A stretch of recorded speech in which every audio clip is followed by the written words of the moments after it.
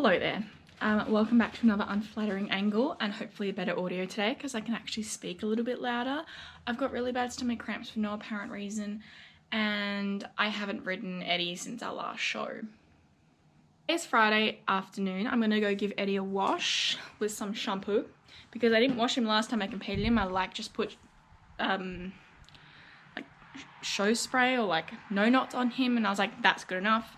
So I'm actually going to try and make an effort today and wash him. It smells like chips in here, like hot chips, but anyways. Wash him and then put a rug on him and then pray that he doesn't roll, which he will roll. But yeah. And then I'm going to go ride Chili and then lunge Nell Noodle and then come home, clean all my gear that I haven't used since the last show and pack it all in the float. So pretty much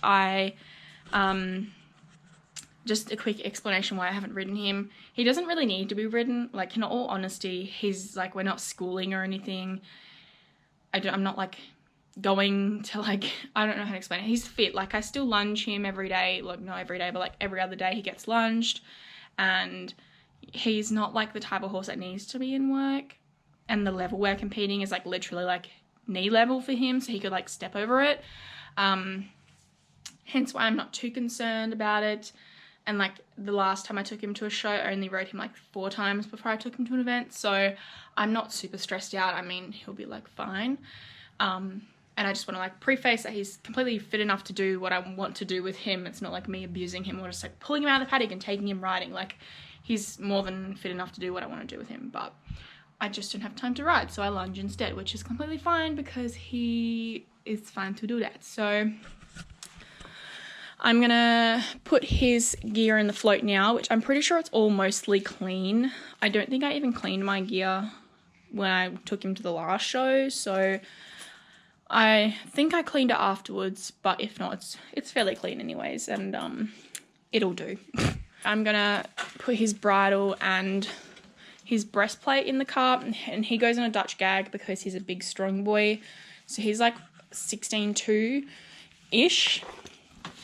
And he pulls like a tank because he's an ex-race horse. So standardbreds are like taught to pull into the bridle, so that's what he does. That's what he does best. And like, I'm not abusing him by putting him in a gag. Find a rug for him because I obviously don't want him filthy. So I'm gonna give him a quick wash because I'm getting picked up at 4 and it's like 2:45 now, so I don't really have much time.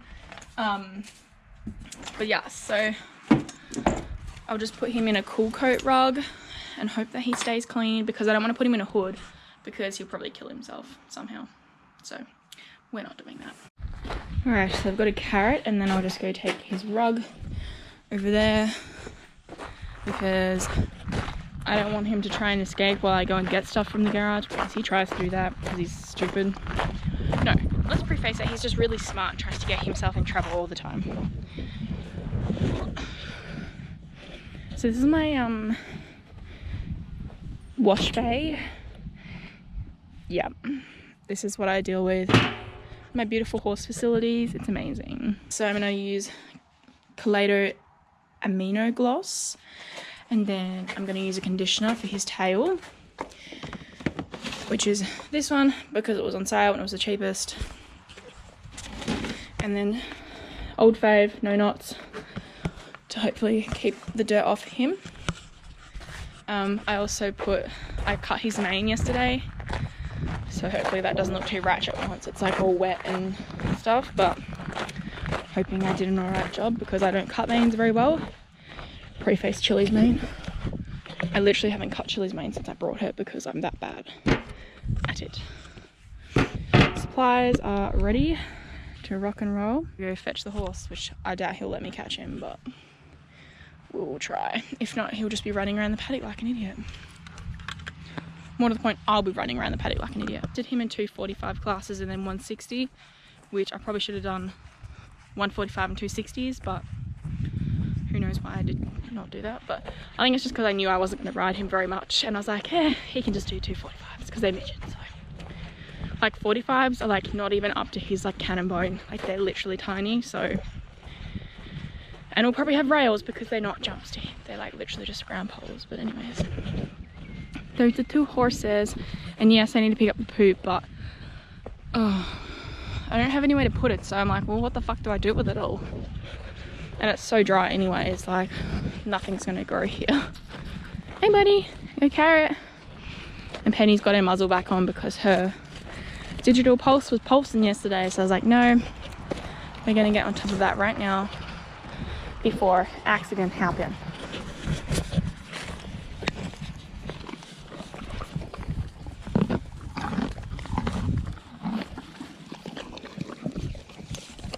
That was easier than I expected. He usually like runs around the paddock and makes me chase him for like fucking 5 hours, but he was really good today, so that's really nice of him. Alright, so he's been washed and I'm just gonna spray him down with some no knots. He's been a bit of an asshole, to be honest, so tomorrow's gonna be so much fun. So I'm gonna give his tail a really quick wash and condition his mane maybe, but yeah. I'm not going to bother washing his face because he's just going to go roll in the dirt anyways. Facts.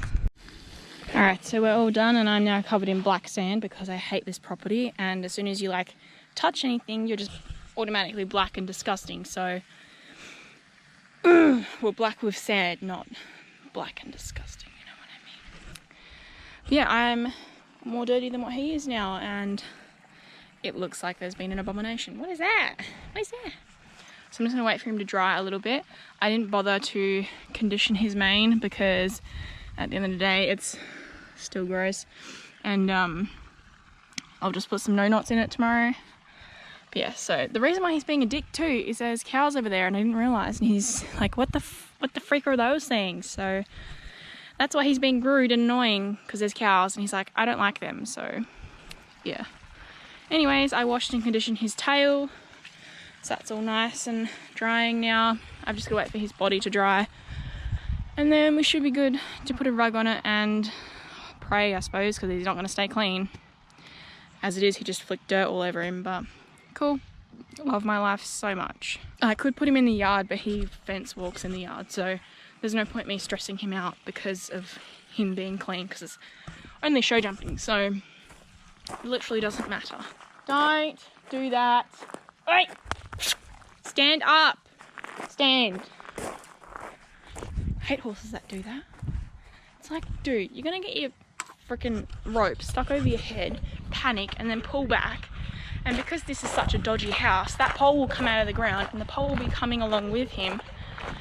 And it's just gonna end in disaster. So I just put him in the yard in hopes that he'll have a roll in there rather than in the black dirt. So fingers crossed he does that and then gets it out of his system. But I think he's just going to stand there like a noodle and expect to be fed. But yeah, I'm going to leave him in there for 20 minutes or so and let him have a roll while I clean everything up because it's a mess now that he's filthified everything.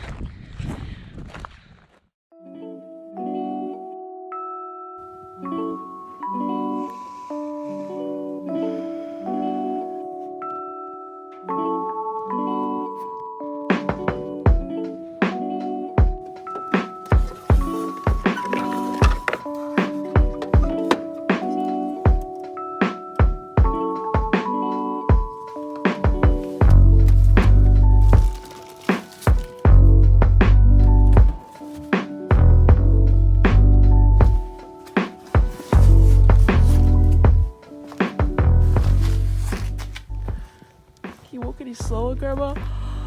Come on, getting wet. Hurry up, come on.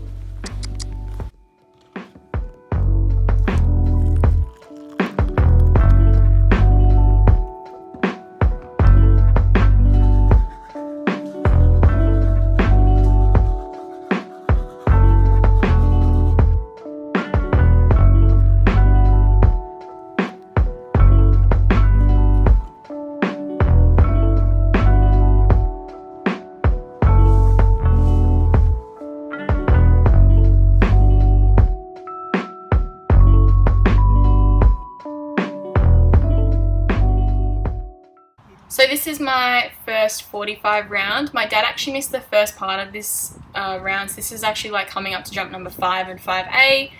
He was really, really strong in this round. Like, I had no brakes, I had no steering, like, we were just struggling out here.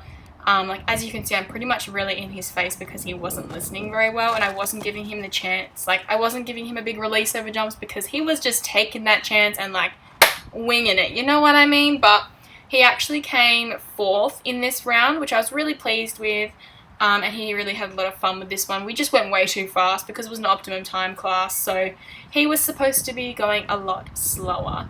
And as you can see, Eddie doesn't trot or canter properly, so he kind of just like picks his own pace and I just deal with it. Hence why I kind of sit like a sack of potatoes and just hope for the best. He's lots and lots of fun to ride, so that's all I can really ask for him. As you can see, he's just pacing around, living his best life. And yeah, I will that he finished, and I'm like trying to stop him here and he's jig jogging and having a fat time.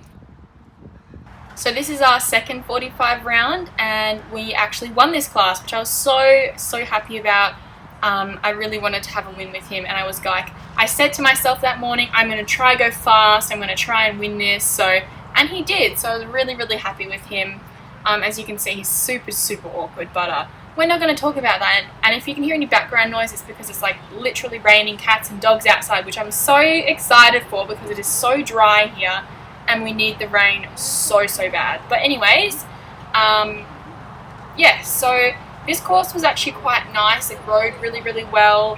The only problem I had was with the 60, the double kind of just rode a bit awkward, but at the same time he doesn't really, like, we don't school very much, so it's all just like practice and competition. So this is the first jump and he kind of like takes off a little bit, and then to the second one he jumps that one fairly nice, but on the wrong lead of course, and we're just pacing around, living our best life, you know, not picking a stride. He canters for a little bit here, which I'm like, yes, go, and then he's like, no. But yeah, as you can see, after jumps he gets quite strong and just wants to pull because he was a racehorse for 13 years, so that's just all he knows. So at his rising 20s, so I'm not gonna like completely turn his world like upside down, because like telling him not to be able to rush and pull, like that would just be like a complete brain fuck to him, because that's all he's known, that's all he's been taught. And like we actually went really slow coming into this double, hence why I got a little bit left behind there. And he puts his head to the outside because he was raced with a pole, so he would have had a pole keeping his neck straight, so hence why he kind of like does that. And that was a really nice jump, that felt really good. And we come around the corner, and this is like after the 6 jumps you're supposed to go quite fast, hence why we're kind of going as fast as we can in our little pacey days thing. And he's having a great time going fast, which is what he loves. It's always fun. So yeah, that was our 45 round, which we won. So I had a fair bit of time between my 45 and 60 class, so I decided to take him back to his yard and have some hay and some water if he wanted to. And of course he chose hay over water because duh, like why would you want to drink when you could eat? But yeah, anyways, back to the beautiful filming. So I was really nervous for the 60 round. Some of the jumps looked really big, even though they weren't like comparison to his size. Like he's 16'1", 16'2", and he can like easily jump this stuff, like no worries, problemo, like he's fine to jump it. But I don't know, I was just really nervous, and I just told myself like, you're gonna be completely fine, like this is tiny for him. So this was a time round, so like a speed round, which he ended up coming 4th because we had a rail. If we didn't have the rail, we would have like come 2nd or 1st, and I was really annoyed because I was like, damn it, seriously man? But the rail was my fault anyways, because I was kind of like, the double, and I kind of just like ran him into it, and he's like, oh, I don't understand, which is fair enough. Yeah, so we just teetle-totter around to the first jump, and he goes over it, and he's like, hell yeah, I know what I'm doing now. We go speedy, and he actually canters a fair bit of this round, which I was so happy for, because it's so much easier to find a distance when he's cantering or trantering, more to the point. So over jump number 3, and then to jump number 4, which is the blue one around the corner here, with his head sticking out to the wrong side. Yep. Like, the jumps are literally pretty small. Like, I don't know what was going through my head, and I was like, oh my god, they're so big, but like, they're not big at all, like at all. So as you can see, coming around to the double, he's kind of just like, I kind of, yeah, just stopped riding and he dropped it. So I was like, good boy for saving my butt. We went over the brick one. And yeah, I don't really know what else to say in this voiceover beside that was a really bad turn, Sophie. But anyways, that was a nice jump though, so okay then. And another tranter around the corner. He's so cute. I love this horse so much. That was a really nice jump over that. I was really happy with how he jumped that. And then on to jump number 9 and jump number 10 I was kind of worried about. It looked huge when I was standing there, but it's literally looks so small now. But anyways. And yeah, all done and big pats for Eddy boy.